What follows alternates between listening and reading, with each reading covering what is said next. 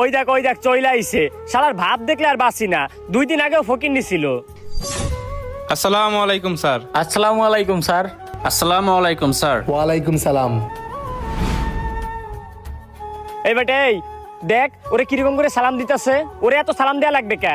ওকে দেখলি বন্ধু, আবির আমাদের ছোটবেলার বন্ধু, সামনে দিয়ে চলে গেল, দেখেও না দেখার ভান করলো। আরে হ বেটা, অহংকারের ঠেলায় মাটিতে পা পড়ে না। আর ওকে যে ওরে এত সম্মান করা লাগবে? 2 দিন আগে ওরে কেউ দান দিত না। আচ্ছা বুঝলাম না, তোদের এত সমস্যা কিসের? তোদের এত মাথা ব্যথা কিসের? আমি তো এইটাই বুঝলাম না। ও ভালো কিছু করছে, এটা তো ভালো কথা। ওর স্টাফটা ওরে সম্মান করতেই পারে, এখানে তোদের জ্বলে কেন? কিরে অভ্র, তোর বন্ধুর জন্য কি তোর খুব মায়া লাগতেছে নাকি? কে তোরে কি মাস শেষে কোনো কিছু দান খয়রাত করে? আরে ভাই, ও আমাদের বন্ধু মানুষ, ওর সফলতায় এরকম হিংসা করার কোনো দরকার আছে? এই বেটাই তোরে কে বলছে ওরে দেখে আমি হিংসা করতেছি? ওর কি এমন আছে যে ওরে দেখে আমি হিংসা করব? আমি বেটা রফিকুল, কাউরে দেখে হিংসা করি না।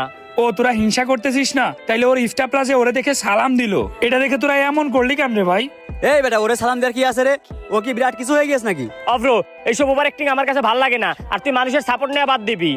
এত কথা বাদ দে, আমরা যে কাজে আইছি সেই কাজ করি, চল। ভাই দেখ, তোদের যদি টাকা পয়সার এত প্রয়োজন থাকে তোরা যা, আমার এত টাকা পয়সা লাগবে না। ও তাইলে তো ভালোই হলো। এ মামুন, চল আমরা আবিরের কাছে যাই। আমার আবার এত তেল মারতে ভাল লাগে না। এই বন্ধু, কি অবস্থা? এই তো ভালো। তোরা কখন আসলি? আরে আসছি তো অনেকক্ষণ হইছে, এখানেই বসা ছিলাম। তুই ঢুকছস, খেয়াল করস নাই মনে হয়। আর আমি একটু ব্যস্ত ছিলাম তো, এই জন্য খেয়াল করি নাই। তারপর বল, তোদের কি অবস্থা? আরে বন্ধু, দিনকাল তেমন একটা ভালো যাইতেছে না। আমি কোনো কিছু করেই উন্নতি করতে পারতেছি না। তুই আমার কিছু টাকা দিয়ে হেল্প করতো। আরে বেটা, এইভাবে বলার কি আছে? ও আমাদের ছোটবেলার বন্ধু না, ওর কাছে টাকা চাইলেও দিয়ে দেবে। আরে হ বেটা, ও তো আমাদের ছোটবেলার বন্ধু, ওর প্রতি তো আমাদের একটা অধিকার আছে। দে বন্ধু, আমারে কিছু টাকা দিয়ে একটু হেল্প কর। ও আচ্ছা, তোদের টাকা লাগবে? কত লাগবে বল? আরে বন্ধু, তোরে যে কিভাবে বলবো, তুই আমারে লাখখানে টাকা দে, আমি একটা ব্যবসা করে খাই। আবির, ওদেরকে কোনো টাকা দিবি না। আরে অব্র, তুই কখন আসলি? আর টাকা দিব না কেন? এই অভ্র, তুই ওখান থেকে এখানে আসলি কে? আর এখানে এসে কাটিবেজি করস কে? ও আমার ছোটবেলার বন্ধু, ও আমার টাকা দিলে তোর সমস্যা কি? অব্র, তোর সব জায়গায় বাহানা ঢুকাতে হবে। রফিকুলের বিপদে আবির কাছে টাকা সাথে আইছে, তোর এত চলছে কে? তুই না গলাস কে? তোরা চুপ থাক। বন্ধু শোন, তুই তো ভাবতেছিস ওরা আমার ছোটবেলার বন্ধু, ওদেরকে টাকা দিয়ে হেল্প করি, সমস্যা কোথায়? কিন্তু ওরা তোরে বন্ধু মনে করে না। কি বলিস? বন্ধু মনে করে না মানে? মানে হলো ওরা এতক্ষণ ওইখানে বসে তোর নামেই বদনাম করতেছিল। অভ্র, তুই একটু থাম, তুই আর কিছু বলিস না। তুই থাম, তুই বলিস না তুই জীবনে কোনো কিছুতে উন্নতি করতে পারিস না, সব ব্যবসায় লস খাস।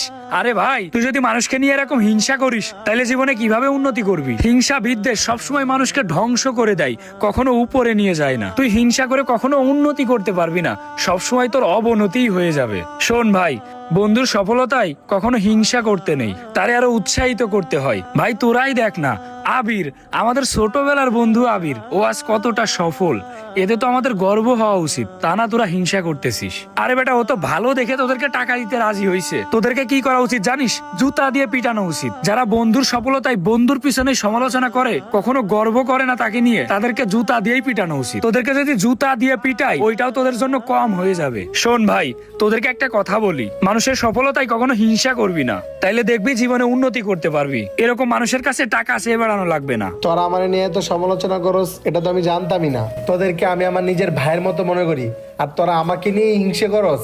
বন্ধু দেখ, তুই কিছু মনে করিস না। মনে করার কি আছে? তোদেরকে আমি কোনো টাকা পয়সা দিতে পারবো না, যা এখান থেকে। বন্ধুর সফলতায় আপনারা কখনোই হিংসা করবেন না, কারণ হিংসা বিদ্বেষ করে কেউ কখনো উন্নতি করতে পারে নাই। একটা কথা সবসময় মনে রাখবেন, যে ব্যক্তি আল্লাহ তাআলার প্রতি খুশি থাকেন, আল্লাহ তাকে নিরাশ করেন না।